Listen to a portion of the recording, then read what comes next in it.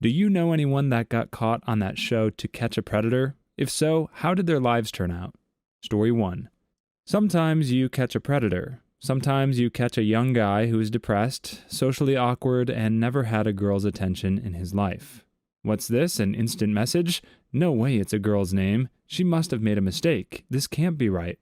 Suddenly, someone is interested in him, thinks he's funny and attractive.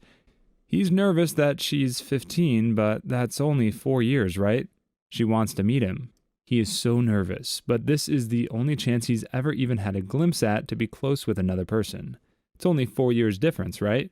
He tells himself he shouldn't, but she is so pervasive. She really wants to meet him. He's a virgin, and simply having a girl talk to him in a flirtatious manner is intense. It's the most interaction he's ever had with a girl. He feels for the first time in his life a tiny glint of self-confidence appears in the void of loneliness. It shines like a beacon. She wants him to bring condoms and alcohol. He doesn't drink except for that beer he had at Christmas, but then he has never slept with anyone, so it might help make him less awkward. There's a problem. He can't legally buy it because he's too young. She demands alcohol and condoms. She's so pervasive. His dad has a bottle of Jack Daniels in the cabinet. He'll use that.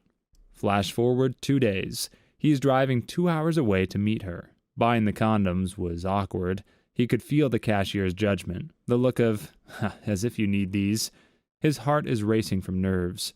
He's gonna screw this up, but she texts him. She can't wait to see him. She can't wait to see him. He reads it over and over. The self-confidence is a warm little glow on the inside.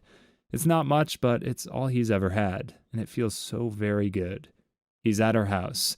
It's only 4 years, right? This could be his future wife. When she's 30, he'll only be 34. That's a tiny gap. This is the break he's been waiting for. He knocks on the door. His palms are sweaty. Mom's spaghetti. A bubbly voice calls out. It's beautiful and happy and angelic. She tells him to let himself in and make himself at home. She's just doing her hair. He puts the alcohol on the counter and stands nervously. What should he say? Oh God, he's so bad at this already. He's so nervous. Brian, a man's voice calls his name. Why don't you have a seat over there? Chris walks into the room. Brian's heart sinks. Not because his life is over. He didn't really have one to begin with, really. But for a brief moment, a blind man had been given sight, only to have it taken away in a second for the entertainment of the masses. The warm little glow went out, forever. Too Long Didn't Read. There are few more cruel forms of entertainment than that show. Okay, first off, there's nothing funny about a guy getting caught in a predator sting. It's a serious issue and can have long-lasting effects on everyone involved. It's important to remember that meeting someone underage for this type of activity is illegal and unethical, and the consequences can be severe. That being said, this OP does make a good point that the show does not always paint the full picture of what led up to the interaction. For sure, I'm not defending the guy in this scenario, but I can understand where the OP was coming from in making their point that exploiting the fragile circumstances of this guy's life for entertainment is pretty sad. I guess overall, since the show spreads awareness of the dangers, it comes out on top, but there are surely deeper issues at hand that should be tackled. Story 2. I went to preschool through 8th grade with a guy who got caught by an internet police sting from a different state. Basically, he was a substitute teacher. He met some fake 13-year-old in a chat room and sent pictures of his wiener and a video of himself touching himself for her. Turns out the girl was a state trooper a few states over. So they talked to the state DA from my home state, and he was arrested without incident at his home. He pleaded guilty and to some lower charge and got probation. Everyone I grew up with found out, though, because it was in the news since he was a teacher. He was an odd dude growing up. He was the kid who went through puberty in 1st or 2nd grade, so he was taller than everyone, had a deep voice, and hair where there was no hair before. And he liked to show that off. He would tower over people and push them around. In the gym, he would linger in the nude for a long time, just so everyone could see that he was fully developed. He was generally a really odd guy, and terribly obnoxious sometimes. He frequently smelled pretty bad. However, he never struck me as a bad person, just someone I didn't want to be friends with. I lost track of him after high school, but I heard that he got really religious at some point in university. Apparently, he didn't want to hear any curse words and would stop conversations if someone said anything he deemed vulgar. I last saw him at a mutual friend's wedding. He had gotten married to this really nice girl whom he brought to the wedding. She was awfully sweet and clearly saw something in him that I had missed. I feel bad for her, as I think she was at home when the surprise arrest occurred, and she probably had no clue what was going on in his head. I'm not sure if they're still married. Well, that's all I got. To me, that's sometimes the most surprising thing, is that you can be so close to someone and still not know what's really going on in the depths of their mind. To try to add some levity to this, I'll compare this situation to Patrick Starr's words of wisdom. The inner machinations of my mind are an enigma. Story 3. I remember when this show was getting started and Perverted Justice was making headlines. A few times I had been on chat sites chatting with girls, mostly just chatting to chat, but I'd be lying if I said that it didn't bother me if the chat turned intimate. I wasn't into intimate role-playing, wouldn't get hardcore filthy, and certainly wouldn't exchange pictures or other personal details, like so many people who get busted seem to do, and I would never push a discussion if they weren't interested in it as well. But at the same time, I wouldn't not talk about it if it came up. But one time I remember how quickly she started to hint about that stuff, and the conversation quickly went into talking about it. We talked about what we liked in boys and girls, what some things felt like, erections and periods, what we've done with others, stuff like that. Then she started dropping hints about if I could come over to her house when her parents were away. When that happened, it seemed really pretty obvious, pretty quickly, that the person on the other end was almost certainly BSing. I've never had any desire to pursue anything more than a chat and fantasy, and wouldn't ever follow up on something like that in real life. So I just kind of talked to them a few more minutes and then politely exited the conversation. She said she lived in a state next to mine, but it wasn't in a state where one of the Catch Predator shows was filmed. But nonetheless, in hindsight, and the way she talked, I am pretty sure it was a sting operation. That was about 10 years ago, and it kind of freaked me out. Text chat rooms are pretty much dead now, so I like to stay on the much more legal side of adult entertainment. This guy's got his wits about him. That's the right way to play it. I played a lot of RuneScape growing up, and you can kind of encounter similar situations all across the internet wherever you're interacting with people, strangers, online anonymously. ASL can quickly lead to some really risky business, so best to just stay out of it entirely. Story 4. Yep, I went to basic training with a guy. Really messed up story, actually. Dude got married and had a kid. He used to always have fights with his wife, though, and either complain about it or apologize on Facebook all the time. All I knew at the time was that she was looking at his MySpace messages and got really angry, so I imagined she caught him flirting online. Well, after what looked like a rough Facebook fight, she ended her own life a couple of days later. Really sad. What was even sadder was that he left his kid with the grandparents and went to Florida 2 weeks later to relax and get away from things. Well, lo and behold, a few days later, someone posted a video of him entering a house and getting tackled by cops. Turns out he had been talking to a 14-year-old about how he wants to do some messed up stuff with her, and that's why the wife had ended her life. What's even more messed up is this dude only spent like a month or two in jail before he got released, and even got to keep his job and kid. I think he's the scum of the earth after figuring out all this, and I guess pretty much everyone else did too, because they all posted about it on his Facebook. Last I saw, it looked like his life was getting back to normal, but at that point, he tried to contact me to see how I was lately, and I removed him from my friends list without replying. Story 5. A friend I knew since junior high got busted on this show. He showed up, walked in the front door, knew something suspicious was happening, turned and left out the front door, only to be arrested. He was in Georgia for ROTC training when it happened. He was sentenced to a few years in prison in Georgia, then got out and moved back home. He was a lieutenant in the Guard, was working on his PhD in chemistry, all gone now. Don't know what he does now. I had to distance myself after that. The interesting part is all the signs you don't see until afterwards. His first wife thought she caught him looking at CP, and they had a big fight over it. She divorced him. He then started dating a girl who looked really young, who he then knocked up. Turns out the girl was only 15 when that happened. He was probably 25. Also, he was at a party less than a week after he got home from deployment to Iraq. A girl came out of the restroom and he was laying on the couch staring at her and jerking off. She told me and I never mentioned it. I wrote it off as the stress of rotating back to the real world after 12 to 16 months in a war zone. I don't know what he's up to now. Still live in the area, I think, but he had a good life and threw it all away. Story 6. So I kind of know two. First guy, there was a delivery guy that I knew that got caught in a sting on the show. He didn't show up for work one day and said it was because he got taken to jail for parking tickets. No one thought anything of it. 1 or 2 months later, the episode airs, and he doesn't show up for work the next day. They had previously done a background check on him, and he was clean. His fiance's dad bailed him out of jail, knowing that the charges were what they were. Last I heard, they were still getting married, and he was working for his fiance's dad.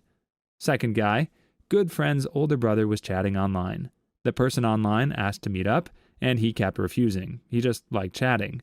Eventually, they go after him anyway and publish his identity online and all the chat logs. He loses his job, loses fiancé, has to get registered as a sex offender, and move back with his parents. He couldn't get work for a while, so he lived off of online poker, actually quite decently. Ended up getting a better lawyer and is getting his record cleaned. He still has to go see a therapist as part of his probation. Story 7.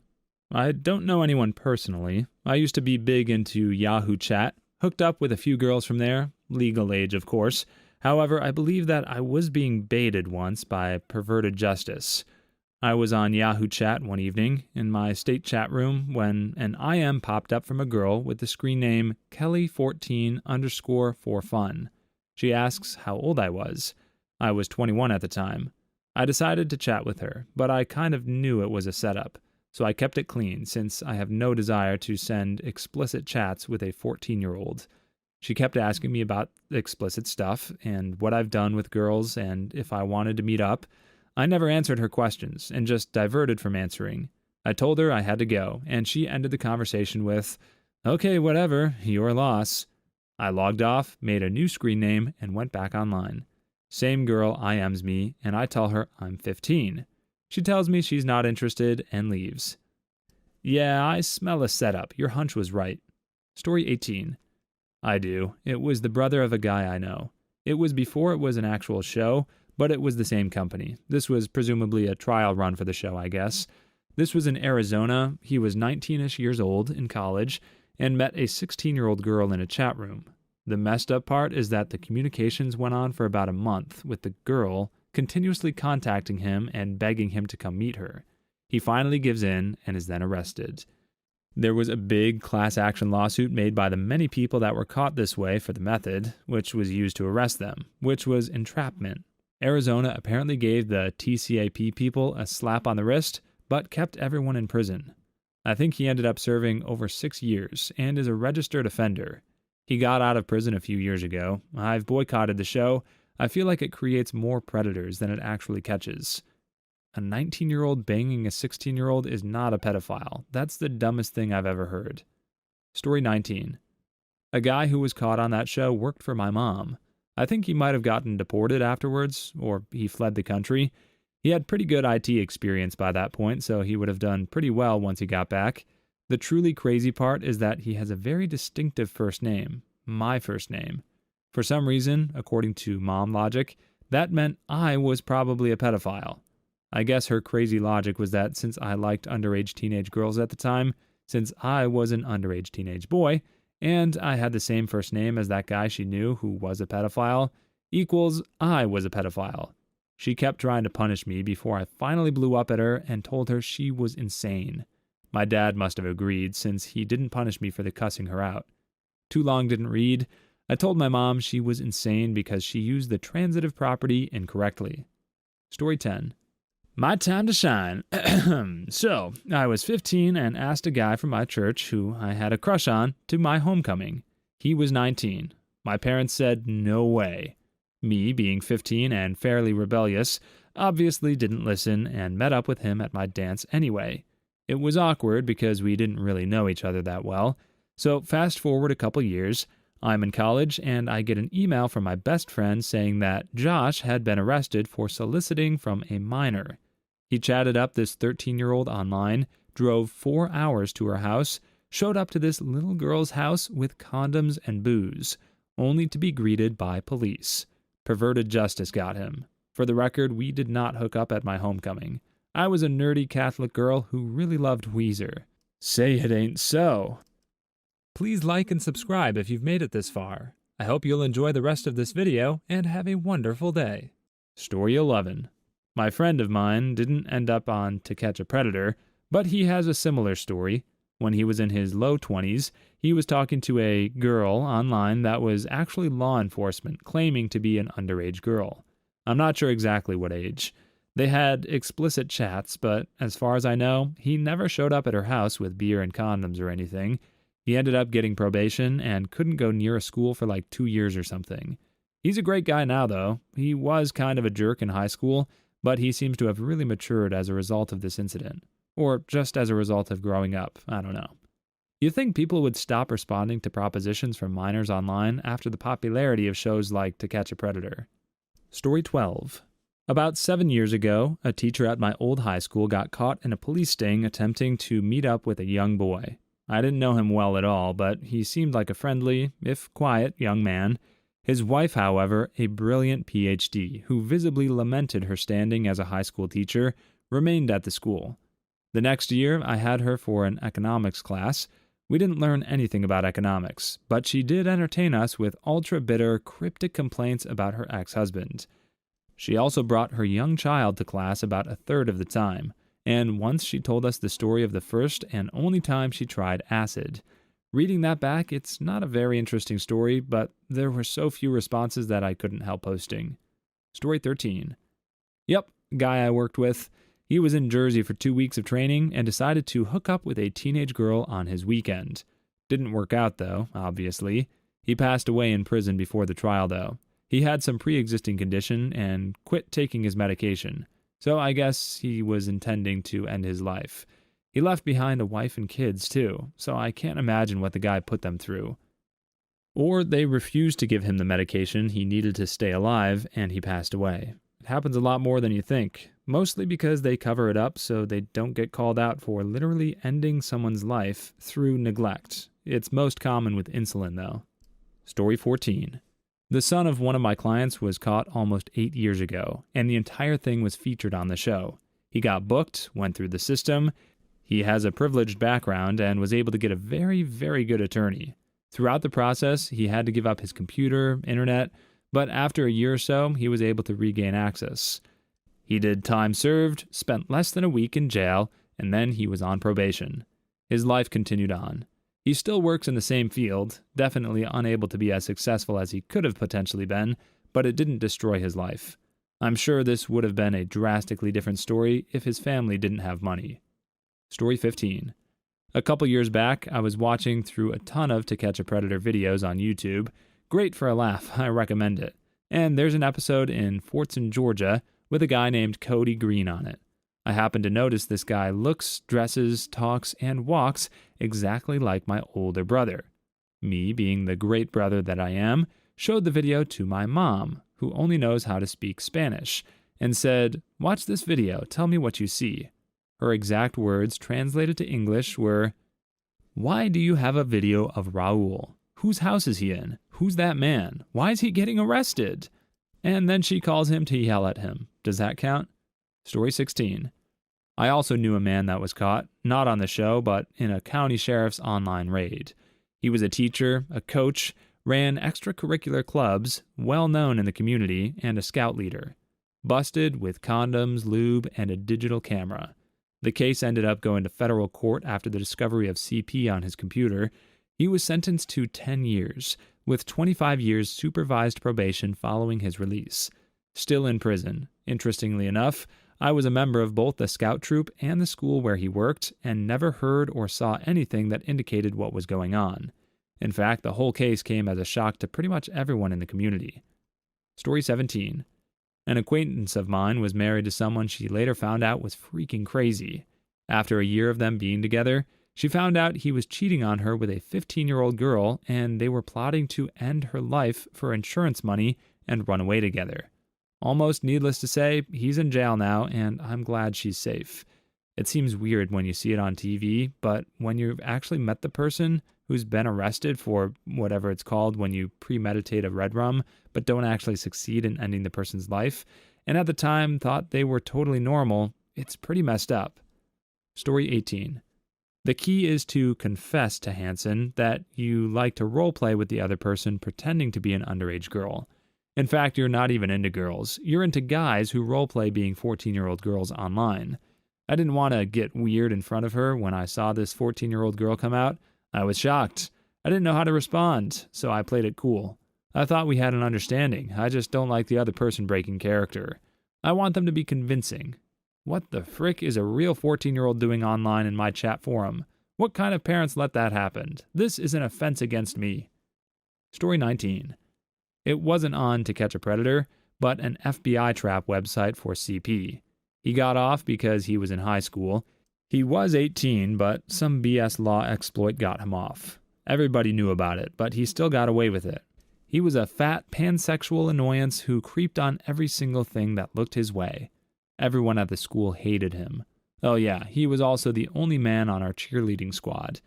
He now goes to Rutgers somewhere, but honestly, I couldn't care less about him. Story 20. I do. He was in the military, just got home, and was lured to the home of a 13-year-old girl. He showed up, took his shirt off, and was confronted. He was acquitted. His parents have a fair amount of money, and frankly, anyone who can afford a decent lawyer will get off on this. The kid has been arrested several times since, is in and out of rehab, and is pretty much a menace to society. He was still a little scummy before being on the show, but his life definitely took a turn for the worst. Story 21. A friend of mine was caught going to visit a 16-year-old girl, aka police officer, when he was 19. He actually did get a slap on the wrist because he never said anything to her, which was over the top. The police made all of the innuendos. The worst part was that they used a real girl's identity for all of this. So when it all came out, her family sued the frick out of the police department for defamation. To me, that was the most messed up part. Story 22. Honest question, how the heck does it take a predator to show the faces of those arrested? Being on that show would ruin your life, so you obviously would never sign a consent form. I thought without your consent, they had to blur you. I've seen some episodes of cops with faces blurred, which I assume means all the others actually allow it. I mean, they're innocent until proven guilty, so you can't just say they're criminals and have no rights to consent. Story 23. I used to work in a gift shop at a museum. One day, this man comes and pays with a credit card. My coworker recognized his name from one of these shows and looked him up. Perfect match. He was totally normal. No weird vibes from him. Maybe because I wasn't a 13-year-old girl. But kind of unfortunate that a random cashier could recognize him, months, if not years after the incident. Story 24.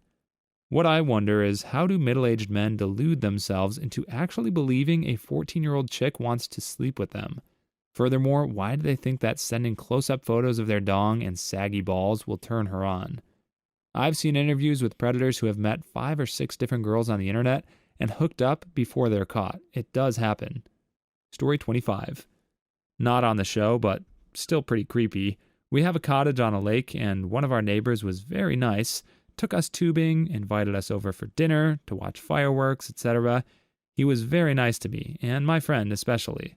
One day I was reading the paper, and it turns out that this guy was just arrested for violating his grandson. I was very freaked out. I still don't know what happened to him. Story 26. Probably going to get buried, but I knew a guy in high school. He was a year older than I was, but I knew back then that he might be gay. After high school and 10 years later, he's really involved with the Catholic Church and says he wants to be a priest or something like that, runs a couple of their youth programs, and finally gets busted with a 12 to 13-year-old boy. He was 31 years old. Story 27. I've never known anyone to catch a predator, but I used to know Philip Garrido before he was uncovered to be a crazy kidnapper guy. He ran a printing press with Alyssa, the girl he kidnapped and held for almost 20 years, as his daughter and assistant. I had actually personally met her a few times. Story 28. He refused to actually go inside the house or do anything, and I think he was acquitted of all the charges, so the only thing on his record is the arrest. But yeah, it was crazy. All the guys at school were talking about it.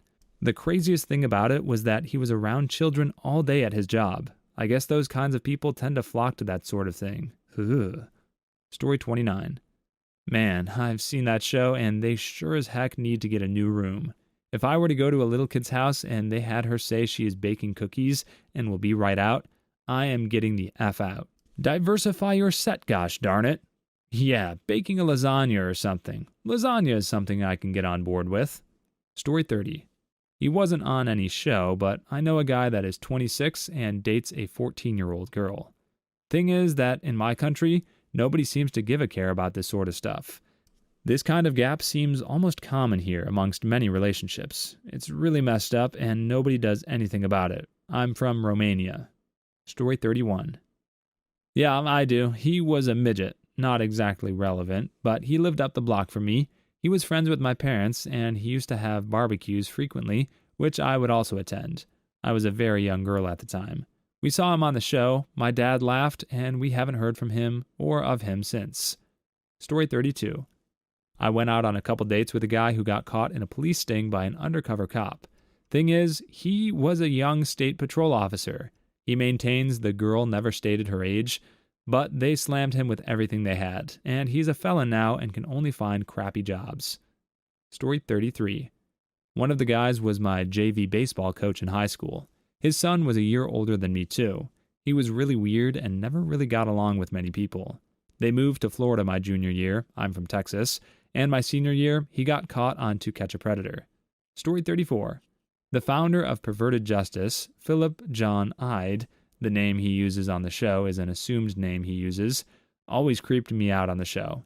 He seemed like those pastors that rail about homosexuals, but are secretly doing lines of propane off their boyfriend's buttocks. Story 35. Yes, he got a shorter sentence by allowing them to use the footage for the show, and when he got out, he only went after 18-year-olds. He was 42.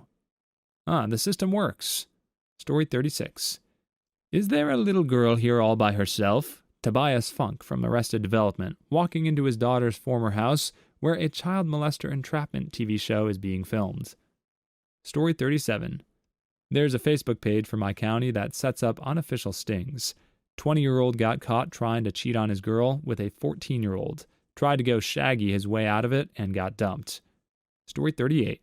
My old boss was on To Catch a Predator. He tried to do it with a 13-year-old girl and was caught when they were in Petaluma. He was a bit of a jerk though, so I wasn't too broken up about it. Story 39. A teacher from a high school in my area got caught on that show. He was fired, had to register as an offender, and then was forced to move out of the area. Please leave your stories in the comments. I'd love to make a video of them in the future. Also, don't forget to like and subscribe.